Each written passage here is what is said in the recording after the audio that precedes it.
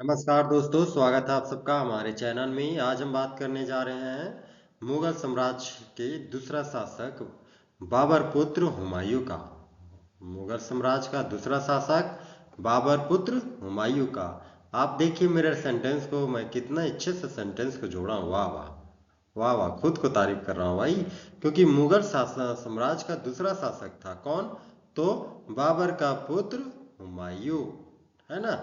तो आज हम इसी के बारे में चर्चा करेंगे, हुमायूं के बारे में चर्चा करेंगे कि आखिर इसका शासनकाल जो था 1530 से 1556 के बीच में इसके साथ कौन कौन सी दुर्गति होती है और किस प्रकार से ये कमजोर शासक बनता है।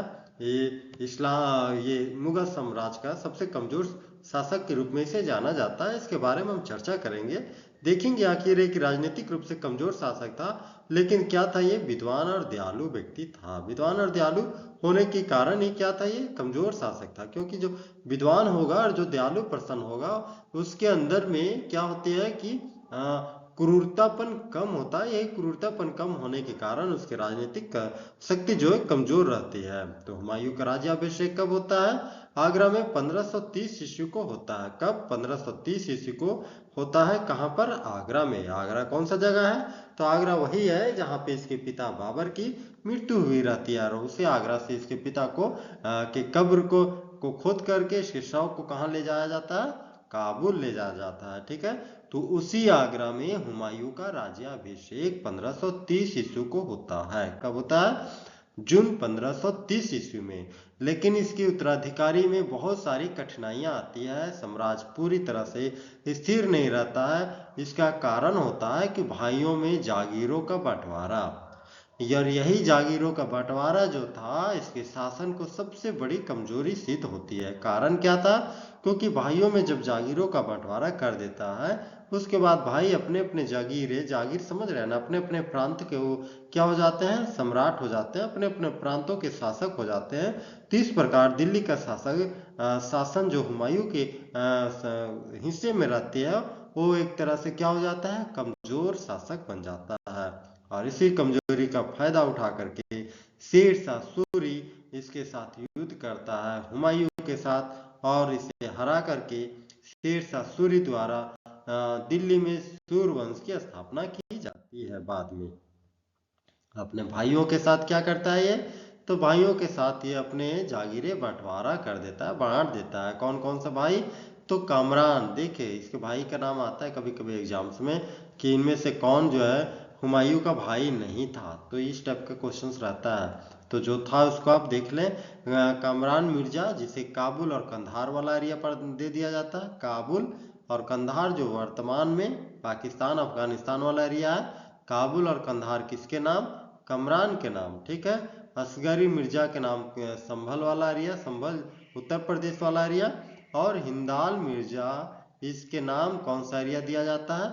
अलवर वाला एरिया इसके नाम प्रदान कर दिया जाता है। अलवर और मेवाड़, अलवर के साथ साथ उसके हिस्से में मेवाड़ भी आता है। तो मेवाड़ और अलवर वाला एरिया हिंदाल मिर्जा को दे दिया जाता है। इस प्रकार हम देखते हैं कि कामरान मिर्जा को काबुल और कंधार, कामरान मिर्जा को काबुल और कंधार, असगरी मिर्जा को संभल और हिंदाल मिर्जा को अलवर, अलवर और मेवाड़ वाला एरिया। और दिल्ली वाके जो दिल्ली का क्षेत्र रहता है वो दिल्ली का क्षेत्र किसके हिस्से में रहता है? तो हुमायूं के हिस्से में आता है। इस प्रकार से पिता की आज्ञा के अनुसार इसने अपने भाइयों के साथ जो जागीरें थे, जो प्रांत था, उस सारे प्रांतों का बंटवारा कर देता है। लेकिन यहाँ पे ही सबसे बड़ी उसकी गलती हो जाती है, क्योंकि जब जागीरों का बंटवारा हो जाता है तो सारे भाई अपने अपने जागीरों को में ही मस्त रहने लगते हैं और अपने जागीरों के अंदर ही व्यस्त रहते हैं। इसके कारण दिल्ली का जो हुमायूं के हिस्से का जो जागीर था वो दिल्ली क्या हो जाती है? कमजोर हो जाती है। और इसी कमजोर कड़ी का फायदा उठा करके दूसरे शासक द्वारा दिल्ली पर आक्रमण किया जाता है। और दिल्ली पर आक्रमण करने के उपरांत हुमायूं जो था हार जाता है। और हारने के पश्चात वो दिल्ली से फरार हो जाता है, जान बचाने के लिए दिल्ली से भाग जाता है।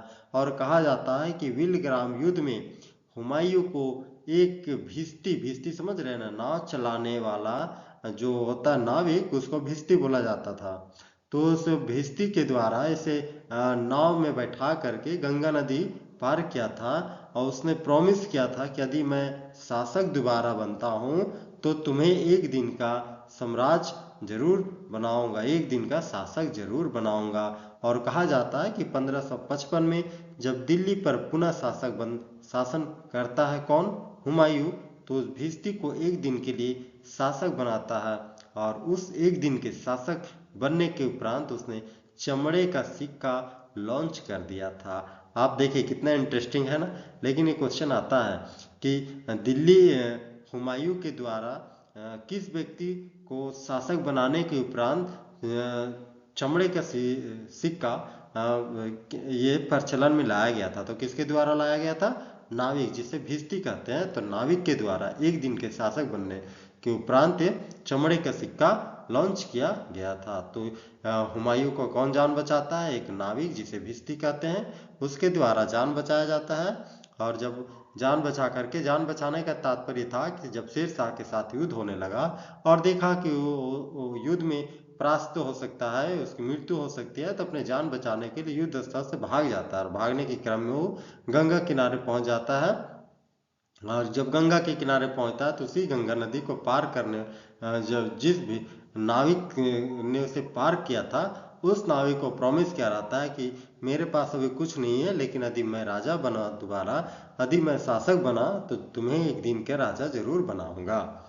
इसी का कहानी भिस्ती और चमड़े वाले सिक्के के बीच में संबंधित था। ठीक है, अब देखते हैं कि हुमायूं अपने जीवन काल में कितना युद्ध करता है। तो पहला युद्ध करता है देवरा का युद्ध। यहाँ पे आप देवरा का युद्ध छूटा हुआ है, तो देवरा का युद्ध इंपॉर्टेंट नहीं था इसलिए मैंने उसे टैप नहीं कर पाया। देवरा का युद्ध 1531 ईस्वी में करता है। दूसरा युद्ध होता है चौसा का युद्ध। चौसा का युद्ध किसके साथ होता है, शेरशाह सूरी, जिसे शेर खान कहा जाता था, इसके और हुमायूं के बीच में होता है। कब, 1539 में। किस नाम से होता है यह युद्ध, चौसा के नाम से यह युद्ध होता है, चौसा स्थल में होता है। और इसमें क्या होता है, हुमायूं की पराजय हो जाती है, हुमायूं की हार हो जाती है। और दूसरा युद्ध अगले साल युद्ध होता है चौसा का, उसमें शेरशाह सूरी हालांकि युद्ध करता है लेकिन दिल्ली पर शासन नहीं करता। उस युद्ध में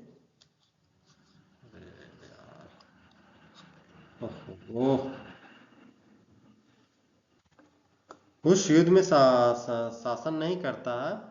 लेकिन जब कन्नौज का विलग्राम युद्ध होता है 1540 में, तो इस 1540 में हुमायूं और शेरशाह के बीच एक निर्णायक भूमिका अदा करता है। कह सकते हैं कि ये युद्ध जो है शासन के लिए निर्णायक युद्ध साबित होता है। और यहाँ पे जो हुमायूं है दिल्ली छोड़ करके फरार हो जाता है, भाग जाता है। और इसके उपरांत ही दिल्ली पर मुगल वंश एक तरह से समाप्त हो जाता है अस्थायी रूप से, और सूरी वंश की स्थापना शेरशाह सूरी के द्वारा कर दी जाती है। आप कहेंगे कि हुमायूं तो मरता नहीं है। जी हाँ, हुमायूं यहाँ मरता नहीं है, अपने जान बचाने के लिए यहाँ से दिल्ली से भाग जाता है और भाग करके कहाँ चला जाता है, फारस को चला जाता है। फारस माने अफगानिस्तान वाला एरिया में चला जाता है। रूसिया अफगानिस्तान वाले एरिया में हमीदा बानो से शादी करता है, निकाह करता है। रूसी निकाह से उसका पुत्र का जन्म होता है, जिसे सम्राट अकबर के नाम से जाना जाता है। बाद में वो सम्राट अकबर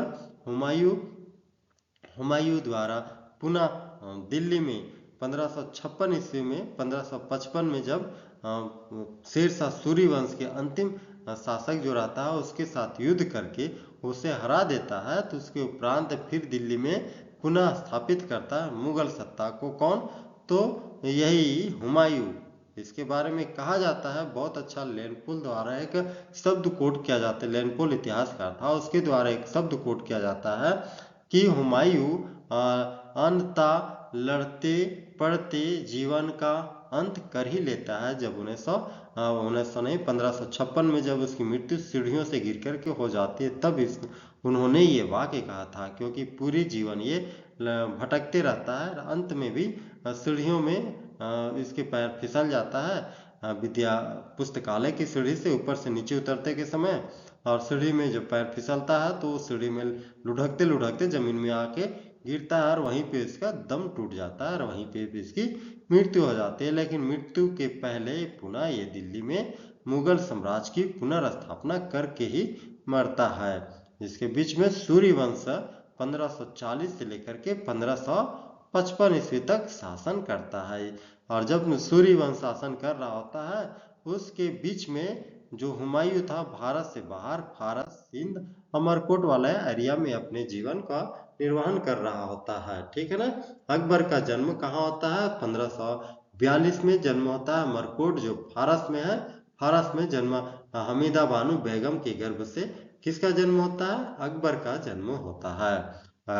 ईरान की सहायता से कहा जाता है कि इसने जब फारस अफगानिस्तान वाला एरिया में था तो इसने सुन्नी से शिया धर्म को अपना लेता है। इस्लाम में दो होते हैं ना, शिया और सुन्नी, तो इसने शिया धर्म को स्वीकार कर लेता है और शिया धर्म स्वीकार करने के कारण ईरानी सेना इसे पूरी तरह से मदद करते हैं और इसी ईरानी सेना की मदद से वो क्या करता है, दिल्ली पर पुनः आक्रमण करने के लिए, अधिकार करने के लिए दिल्ली पर आक्रमण कर देता है। और उस समय दिल्ली में जो सूर्यवंश के जो शासक होता है उसके साथ युद्ध करके उसे हरा देता है और दिल्ली में पुनः मुगल साम्राज्य की स्थापना 1555 ईस्वी में हुमायूं के द्वारा कर दिया जाता है। 1555 में देखिए एक बुढ़ा व्यक्ति 15 वर्षों तक निर्वासित जीवन गुजारता है। 1540 से 1545 तक भटक भटक के जिंदगी गुजारता है और 1556 में फिर से अपने शासन,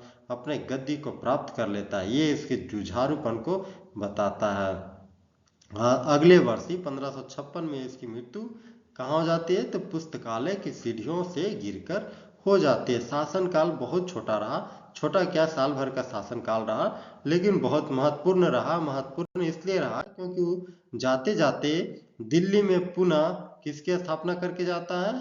तो पुनः मुगल साम्राज्य की स्थापना करके जाता है। उसकी वर्तमान में मकबरा कहेंगे तो दिल्ली में है। कहाँ पर है? दिल्ली में। और इसके निर्माण जो उसकी बेगम हाजी बेगम है उसकी द्वारा किया गया था और यही मकबरा भविष्य में ताजमहल का प्रेरणा बनता है। क्यों बनता है? क्योंकि उसकी बेगम द्वारा इसकी जो मकबरा बनाया जाता है तो उस मकबरे से प्रेषित होकर के उसके आने वाले वंशज जो मुमताज की याद में शेर शाहजहां द्वारा मकबरा बनाया जाता है जिसे ताजमहल कहा जाता है। तो ताजमहल की प्रेरणा किस मकबरे से मिलती है?